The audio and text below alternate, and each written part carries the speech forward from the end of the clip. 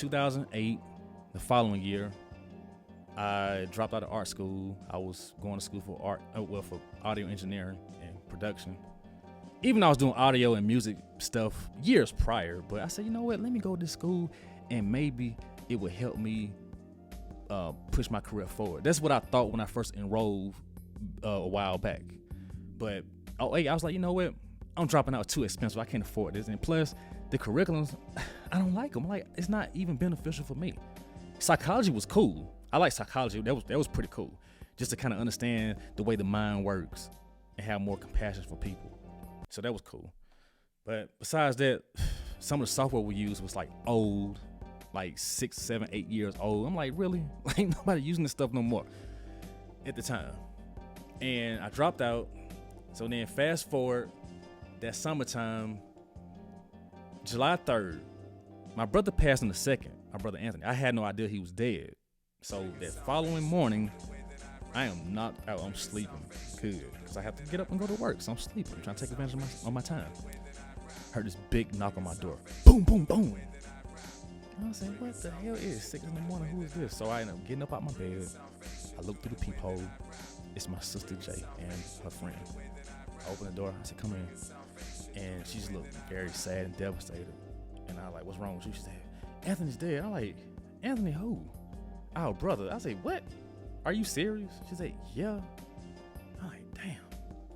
Just got silent for a while. Just like that. Got silent. And I gave her a hug and we talked for a little bit and she left. And I laid down on my bed for a little bit. I had a nice sized bed, had a nice apartment, big bedroom, big walk-in closet, big living room, small kitchen, small bathroom. But I was, single man, 1 bedroom, fine, cool. You know what I'm saying? It was all right. I was paying $620 a month for that place. So I laid down. My friend Figaro, rest in peace to him, he called me and he said, yeah, man, I'm so sorry to hear about your brother Anthony, man, and blah, blah, blah. I said, yeah, Jay just told me. And we talked for a while. We got off the phone. I just laid there for a while, stared at the ceiling, just kind of, process things. I got up to shower. I put on my work clothes. I went to work. I worked at the mall at the time. I was a supervisor. So I'm trying to deal with customers. I was there maybe for 2 hours. But yeah, I was dealing with customers and trying to maintain my composure. But eventually I just couldn't because people were getting on my nerves. People getting attitudes and just being very unruly. And one lady just set me off, so I ended up telling her what was going on in my situation. And she was almost in tears. She felt really bad about the whole ordeal. And she kept apologizing. I told her, I said, well, ma'am, this is a lesson learned. You should really be mindful how you treat people because you never know what people are dealing with. And I just walked away after that. And then my manager, which is one of my friends named Rob from Chicago, I said, hey, man, is there a way I can leave? I said, because my brother, he dead, and I need to go and see my family and blah, blah, blah. He said, cool, that's cool, man. He said, I'm sorry to hear that, and I left. So I went to the tire shop. I bought 4 new tires for my Honda Accord that I had at the time. And to make it so bad, my tires was bald like Van Diesel. So I had to use my credit card and charge it. Didn't want to, but I did. Then I drove down to my mom's house, or my parents' place. Let me mention, Anthony's not my mother's child. That's my father's child. But my mother loved him, and he loved my mother. So she was devastated when he died. She was super devastated. And so anyway, I got to the house. I saw this white wreath on the door, and I was like, dang, I said, he really is dead. And I walked inside the house and talked to my mom and my sister, my brother. We talked, and people started coming over, and people thought it was me who was dead. So people was all sad, like, oh my God. And I walked up, I said, hey, and they're like, oh, you're not dead? I'm like, no, unless I'm a ghost or something, but no, I'm here. I said, oh, okay, well, cool. And I'm like, that's it? Like, no, my condolences, I'm sorry, none of that, huh? That's what I said to myself. I was just dumbfounded. I didn't know what to say when that happened. I'm like, what? I ended up going to the store to buy a shirt for my brother wearing a casket. I think it was like a polo shirt. Yeah, polo shirt. And I brought it to the funeral home so they can put it on him. I didn't see the body yet. Yeah, the following day, I drove to the funeral home and I walked up the stairs and I went inside the building and saw people in the lobby talking, crying, hugging. I talked to people for a second because I didn't want to be rude. Then I saw the doors open to the aisle where his body located. So I ended up walking there slowly because I'm just like, I don't know what to expect.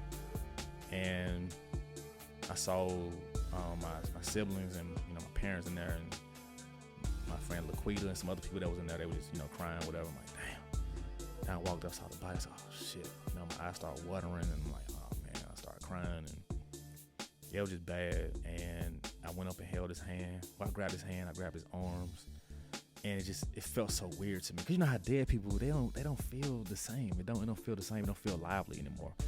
And I looked at his face. I looked at his head.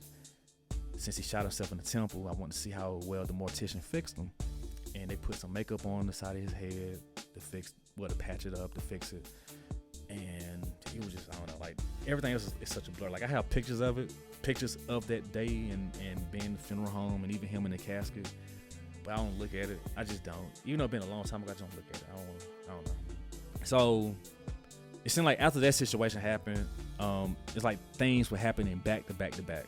So after the funeral, I became more withdrawn, more angry, more antisocial for a while until I got back into the MMA gym. I started working out, started meeting people, started hanging out with everybody, hanging out with the females and doing this, doing that, going to strip club with one of the guys before, and then we went to, hanging out with the females, doing this, we're going to Hooters, we're doing that. Just having a good time, and I started to break out my shell and start to get back normal again somewhat, as best as I could. I still had some issues that was suppressed, but I was trying to be pleasant. After all that was said and done, that's when the economy really hit me hard. I ended up losing my job, lost my apartment, didn't have nowhere to go. I called my brother Frankie. I said, hey man, I'm in the bind right now. Is there some kind of way I can be roommates with you again? And he was like, yeah. So I ended up moving in with him. I didn't have much, but I moved in with him, and one of our other friends moved in with us as well. Well, he wasn't my friend at the time, but we became friends when I got to know him, and he's a really great man. He's doing his thing now, but we were struggling for real. We was really going through it. Like all three of us was struggling, no income, nothing. It was just bad. My brother did what he could. He'll DJ parties. He'll do what he could. One of my guys that I used to box with, he had an antique shop where we had to clean brass. We'll go to Buckhead and get all these expensive old school antiques and take them into the sandblaster machine and shine it up. And that was hard work. It was hard work. And I make about 40, 50 bucks on the table, tax-free money. And it wasn't much, but it was enough for me to, get gas in my car and get a frozen pizza to take home, or buy some oatmeal or whatnot. Because sometimes my dinner would be oatmeal. Because I was that poor. I didn't have no money. For real, I was struggling that bad. So I eat whatever I could. I might eat once a day or twice a day sometimes. Like that's just how it was. And I try to work out. I mean, I'd be a beast working out, but my energy, oh my God, like when I'm done, I'm done. Because I didn't have the nutrients and the right protein and the right fats and carbohydrates I needed to, to get the energy I need from my body. I didn't have it.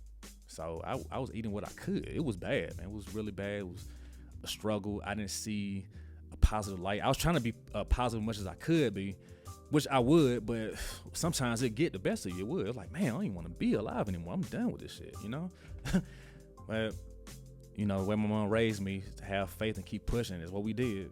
And eventually we got surpassed all of it. But it was a journey. For real, it was a journey. Like not to have a cell phone, not to have income coming in. So it was bad. So we did what we could to get money, for real. We did what we could.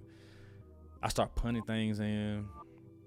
And man, it was a struggle. It was hard. It was super hard. And the tension was increasing because you got three grown men in the house, no money coming in, nothing coming in. We hungry, what I'm saying? Not much food. It was hell. It was, oof. Yeah, I don't, but it made me stronger, I must say. It did.